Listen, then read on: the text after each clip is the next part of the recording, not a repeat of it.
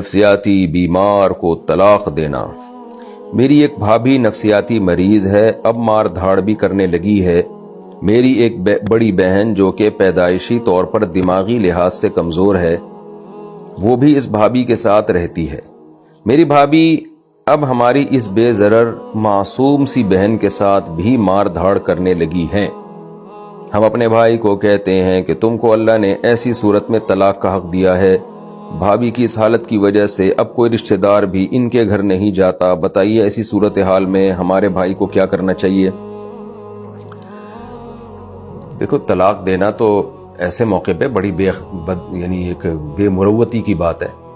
جب میاں بیوی میں شادی، دیکھیں شادی سے پہلے تو دیکھیں کون نفسیاتی ہے، کون نفسیاتی نہیں ہے، کون خوبصورت ہے، کون بدصورت ہے، کس کی جاب اچھی ہے، کس کی جاب اچھی نہیں ہے، کون خاندانی ہے، کون غیر خاندانی ہے۔ لیکن جب شادی ہو جاتی ہے نا تو میاں بیوی کا رشتہ تا حیات ہوتا ہے۔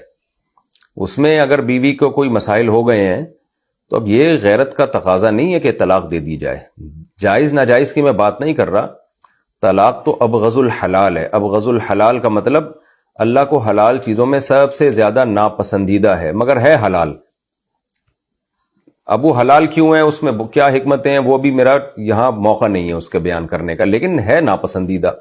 اور دوسری بات یہ کہ ہر جائز کام کرنے کا نہیں ہوتا، غیرت اور حمیت کے بھی کچھ اصول ہوتے ہیں۔ تو شریعت تو یہ چاہتی ہے نا کہ میاں بیوی کا رشتہ جب بنا ہے تو ہمیشہ کے لیے ہو۔ اس میں اگر واقعی آپس میں نہ بن رہی ہو، دونوں میں سے کسی کی غلطی ہو اور وہ ہٹ دھرم ضدی ہو ایک، پھر اس کی غلطی کی بیس پہ طلاق دینا تو سمجھ میں آتا ہے۔ لیکن اس میں اس نفسیاتی بیچاری اگر بیوی ہو گئی ہے تو اس میں اس بیوی کا کیا قصور ہے؟ وہ تو کوئی بھی دماغی بیماری ہو جاتی ہے، کسی کو بھی کسی بھی وقت دماغی بیماری ہو سکتی ہے۔ تو اگر شوہر کو ہو جائے تو عورت کو چاہیے برداشت کرے، بیوی کو ہو جائے تو بیوی کو شوہر کو چاہیے برداشت کرے۔ تو یہ تو ایسے ہی ہو گیا کہ جیسے شوہر کے پاس جب بہت پیسہ ہوتا ہے تو بیوی وفا کرتی ہے، جب شوہر غریب ہو گیا، کھلانے پلانے کے پیسے نہیں ہیں، تو شریک حیات کو چاہیے تھا نا کہ اب غربت میں بھی اس کے ساتھ گزارا کرے۔